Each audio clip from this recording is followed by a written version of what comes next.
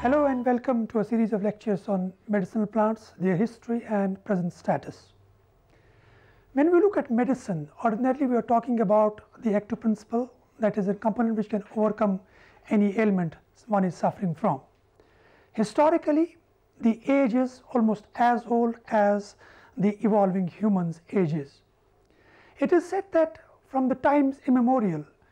humans have tried to analyze as to which particular naturally available source can be used to overcome whatever sufferings he is facing. Generally, as we know, the Asian area is the oldest in terms of civilizations, in terms of history, in terms of development, in terms of domestication, in terms of usage of plants and other natural resources. History of medicine is also related to Asia. Generally speaking, it is said that even if we are not into herbal medicine, be it a person who is literate, be it a person who is illiterate, be it a person who is from the subjects relating to medicine, be it a person who is related to not only medicinal subjects but also arts and other subjects, yet we have an interest in cultivating plants at home, some as vegetables, some as ornamentals, some as a source of food and some as a source of aroma. And it has been seen that despite having no knowledge, chances are that out of say 10 plants that we cultivate, almost all of them may be a source of medicine. Now, question here is it possible to have every plant a property in it to overcome an ailment or to be used as a medicinal plant? In this case, our ancestors, primarily the cave dwellers who were regarded as hunters, have the basic knowledge, who have compiled the data which in terms of the potential of a plant, positivity as well as negativity, is at present useful to us, which we refer to as ethnic knowledge or folklore. Now, question here is, do we actually depend upon that knowledge or we try to modify that concept? It is said that historically the wild cave dwellers, that is the evolving humans, were traditionally dependent upon the birds and animals which they could hunt and then try to use them as a basic source of food. It is said that this hunting habit as well as the cave dwelling habit in turn directly affected the animals, birds, etc., which were being hunted at a speed at which their survival was becoming impossible. Initially, overexploitation did not affect the population density as well as diversity, but with the increase in human population in terms of numbers as well as overexploitation, the birds and animals tended to migrate. Now, question here was, will the humans also migrate with these birds and animals? It is said that initially they tended to migrate, but creation of a cave or development of domestication methods and techniques was so difficult, they tried to live in the areas in which they were actually having established settlements. Generally, these cave dwellers would originally visit the fields, try to hunt a bird or an animal, and that hunting and killing of the birds would in turn facilitate their survival. It has been seen that sometimes the birds or animals were not available. That means they had to actually look for some other resources, and this in turn resulted in experimenting with plants. Now, ordinarily they would have tried to either consume a plant or collect a part of a plant which had softer texture or sweeter taste, and in turn next time when they visited the fields again, they would try to always look for these plants as a substitute for the birds and animals. This in turn became what is referred to as an ethnic knowledge or a folklore, which was passed from the ancestors to the progenial level. That means a father would pass his knowledge about plants as well as their properties to the next generation, which in turn would increase the number. It is said that initially the concept would have been to only consume plants as a source of food. However, sometimes consumption could have had either negative effects, that means they may have to vomit whatever they have consumed, or they may in turn have had positive effects on their consumption patterns. That means this accidental consumption in turn would have identified the positive as well as negative properties of the plant or a plant part that they consumed, and in this regard automatically these traditional cave dwellers had a knowledge of analyzing or categorizing plants into A, food plants, B, into medicinal plants and C into those plants which one should always try to avoid. This knowledge, usually referred to as the ethnic concept of plant usage or the folklore, has been passed from generation to generation till the humans started to settle in the form of communities or populations or in the form of a specific locality wherein their settlement in turn would maintain whatever plants or animals or birds they were dependent upon. Now, historically, as far as this knowledge is concerned, there is the oldest document which is credited to Emperor Shen Nung of China. Now, it is said that Shen Nung, who was basically ruling whole of China, once went for hunting, and in his hunting he could not find any animal or a bird and he got tired. He asked his people, please boil the water and I will have a bath, and that bath in turn had a positive effect on him which ordinarily was never seen. It is said that he asked his people as to what they had boiled in water, and his people tried to actually analyze again the container, and what they found was that in that container by accident some foliage had dropped, some leaves of a plant, some branches of a plant had dropped, which in turn they tried to throw away, but the king stopped them. Once he stopped them, they asked him why. He said, please add these foliages or leaves again to the water and boil it again. It was said that once he boiled the water again, that reboiled water in turn had much better effect than the first water, meaning thereby that something in the leaves had a positivity which was getting actually released into water, and that water in turn was improving the health condition of the person who was having a bath in that. It is said that this discovery in turn altered the whole system of the functioning of the emperor. Shen Nung automatically from that stage onward tried to analyze properties of plants in terms of which part should be used for overcoming certain ailments, or which part should be consumed as a source of food, or sometimes even fed to the animals so that their activity as such is getting facilitated, that means as a fodder, or sometimes can be burned wherein whatever fumes come out they are aromatic in nature. This accidental discovery by Emperor Shen Nung resulted in compilation of a data which is referred to as perhaps the first book regarding the medicinal plants, referred to as Pun Cao. Now, in this Pun Cao, that is the book handwritten by Emperor Shen Nung, dated back to around 3000 BC, he has described roughly 365 different plants as well as some natural products like minerals, some soil types, as well as some animal organs which can be boiled and which in turn can facilitate overcoming certain ailments or modifying the activity of the consumer itself. This discovery by Emperor Shen Nung and his writing Pun Cao can be rated as the basis of the Chinese system of medicine, which is considered to be the oldest operative in the world,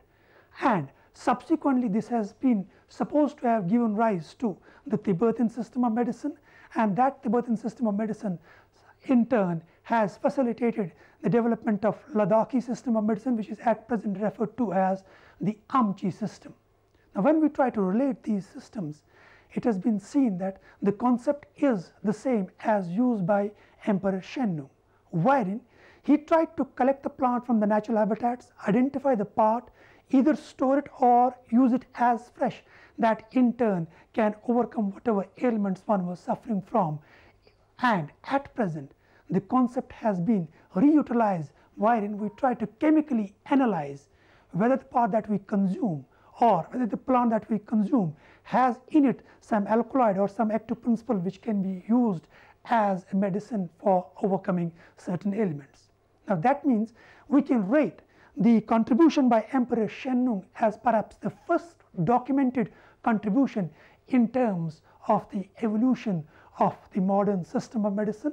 Starting from the herbal pattern, at present we only use the active principle, that is the chemicals which are born or produced by the plant or plant parts, try to extract them and use them for the manufacture of drugs.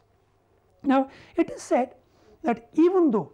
most major systems of medicine are based on Chinese system, but two important writings referred to as Hurst Papyrus and Ebers Papyrus are those ones which are seen in the form of writings on rocks.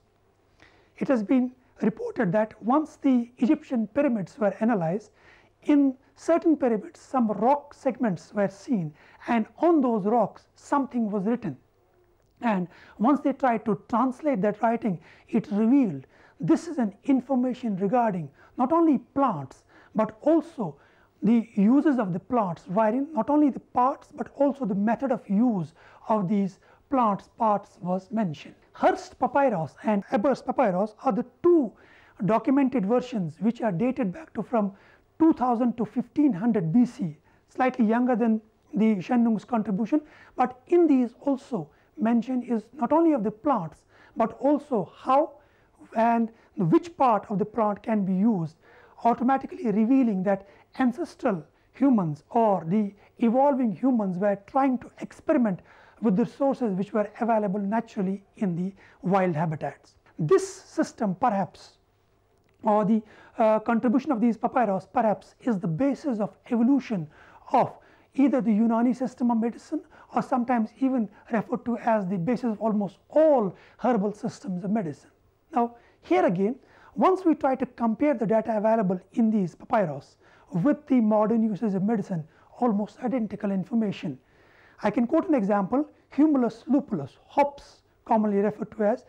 In the papyrus, almost 20 different uses of the same plant are mentioned, which at present have been confirmed by pharmacognostic analysis. That means the wild humans discovered the plant, they discovered its properties, which in turn proved absolutely correct even at present, meaning thereby that accidental discoveries in turn result in confirmation of whatever potential a plant or a plant part has.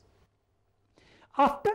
Egypt, another discovery has been made in Mesopotamia. Now, here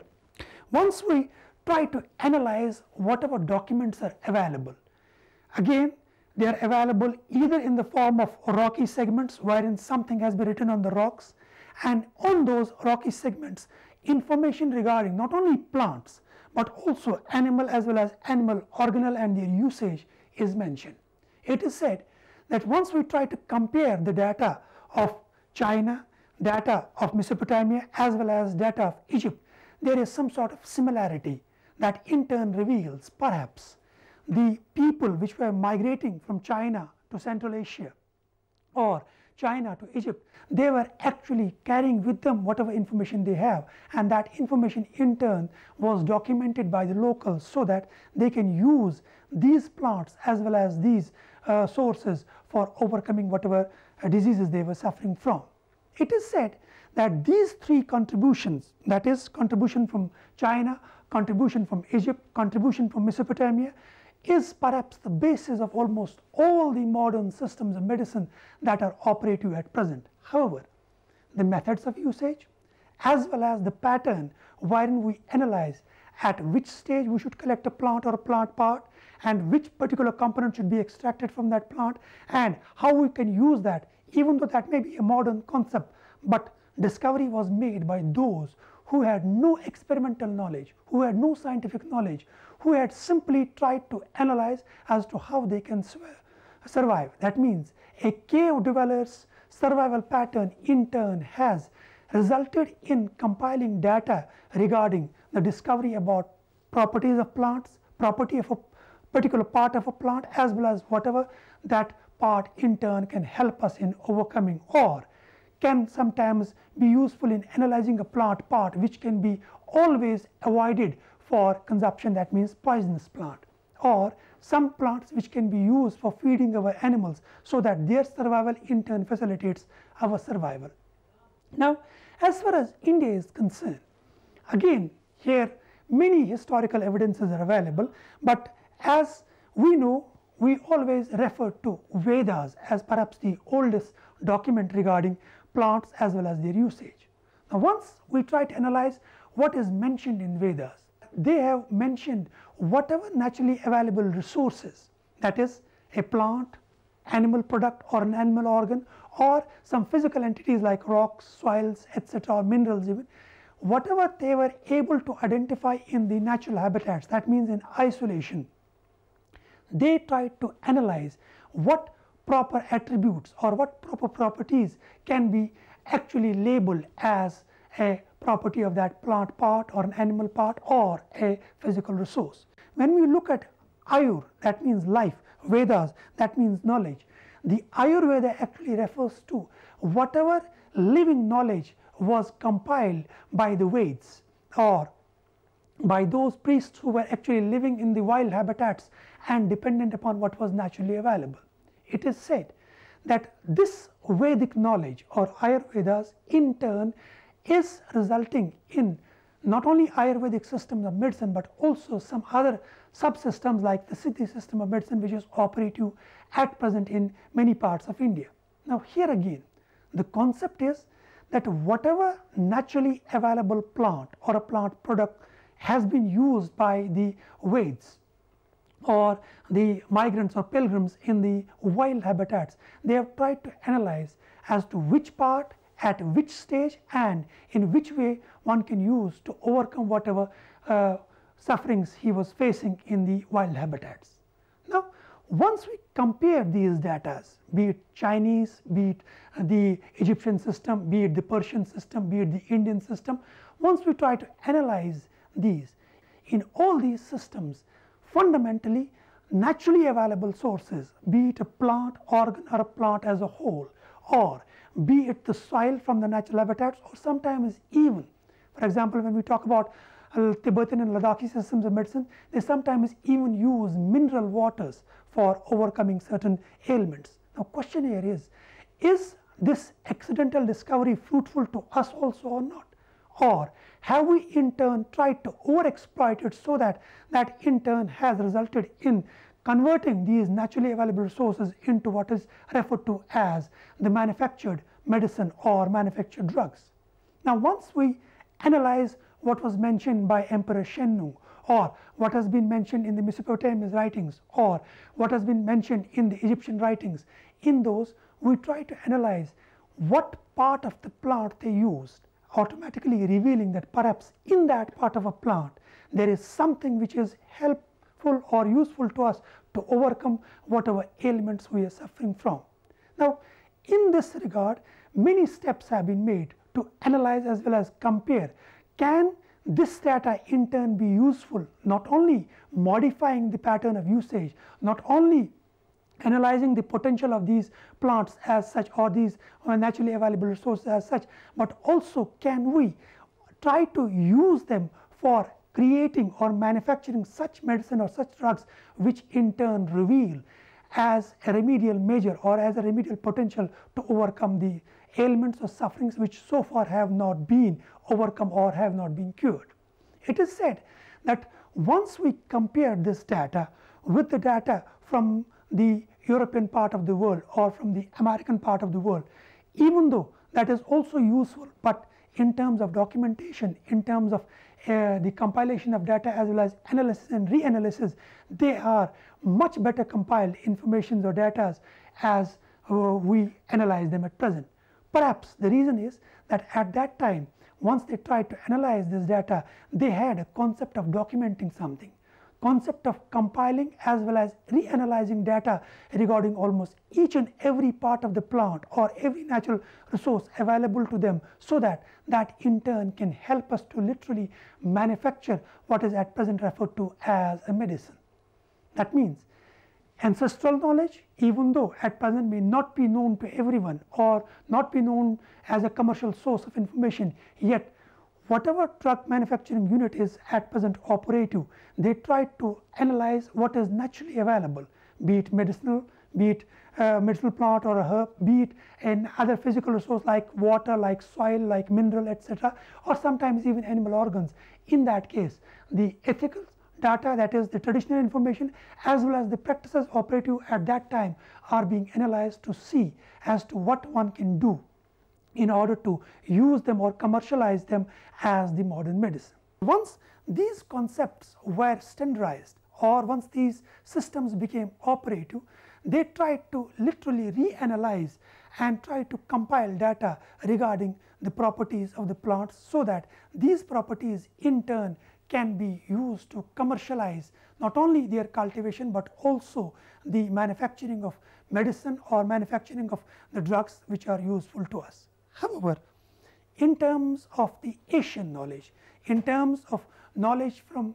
either China or from Indian subcontinent or from Persia or from the central parts of Asia, there is no historical evidence about the compilation or documentation of these data, thereby revealing that we have simply tried to restore or maintain whatever ethical concepts we had. Yet,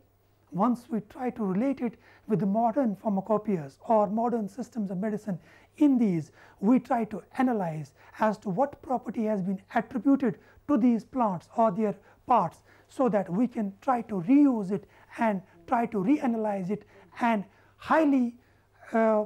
analyze as well as use them for commercial as well as for domestic purposes. Now, in this regard, it is said that perhaps the first and foremost contribution should be credited to Hippocrates. As we all know, he is considered to be a person who has actually created what at present is referred to as the medical sciences. Now, Hippocrates is a person who, even though was a herbalist, a person who was trying to analyze as to what property a plant has and which part of a plant at which stage can be used and at which disease it can be used for treatment of. He was the person whose contribution even at present is recited by the doctors once they achieve a professional degree. It is said that Hippocrates was a herbal practitioner. That means he was trying to treat the ailments by using naturally available herbal medicine to overcome the diseases as well as sufferings. But at the time of treating a patient, he has recited what is referred to as the Hippocratean oath. Now, his words, even though modified tremendously during the evolutionary period, yet it is at present even considered as perhaps the first and foremost knowledge as to how the doctors should actually impress upon others as to what their activities as well as what their potential are. I would like to read what Hippocrates took in the form of his oath. I quote, "I swear by Apollo physician and Asclepius and Hygeia and Panacea and all the gods and goddesses, making them my witness, that I will fulfill according to my ability and judgment this oath and this covenant, to hold him who has taught me this art as equal to my parents, to live my life in partnership with him, and if he is in need of money, to give him a share of mine, and to regard his offspring as equal to my brothers in male lineage, and to teach them this art if they desire to learn it, without fee and without any covenant, to give a share of percepts and oral instruction and all the other learning to my sons, and to the sons who have instructed me, and to pupils who have signed the covenant and have taken an oath according to the medical law, but no one else. I will apply dietetic measures for benefit of the sick according to my ability and judgment. I will keep them from harm and injustice. I will neither give deadly drugs to anybody who asked for it, nor will I make a suggestion to this effect. Similarly, I will not give to a woman any abortive remedy. In purity and holiness, I will guard my life and my art. I will not use the knife, not even on sufferers, from stone, but will withdraw in favor of such men as are engaged in this work. Whatever houses I may visit, I will come for the benefit of the sick, remaining free of all intentional injustice, of all mischief, and in particular of sexual relations with both female and male persons, be they free or slaves. What I may see or hear in the course of the treatment, or even outside of the treatment in regard to the life of men, which on no account one must spread abroad, I will keep to myself, holding such things shameful to be spoken about. If I fulfill this oath and do not violate it, may it be granted to me to enjoy life and art, being honored with fame among all men for all time to come. If I transgress it and swear falsely, may the opposite of all this may be my lot. Now, this is a quoting which has been partially modified, and at present once the doctors attain their degree of the professionalism, they have to actually take this oath, and automatically revealing that what was discovered by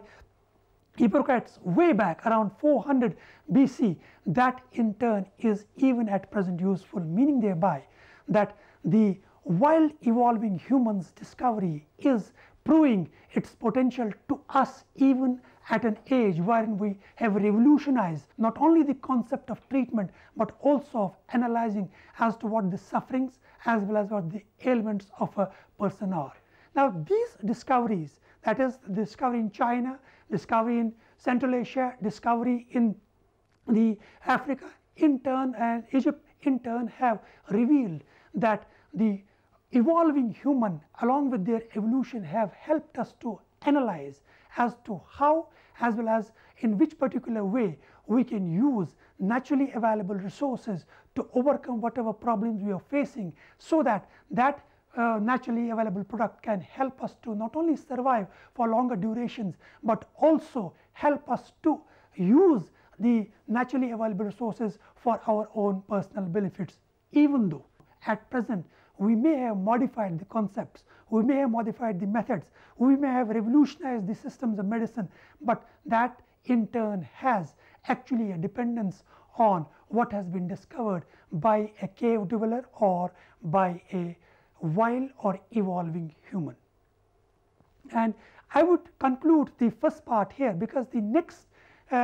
lecture would be actually highlighting the achievements made which have been documented as well as which are at present operative in different systems of medicine throughout the world. Thank you.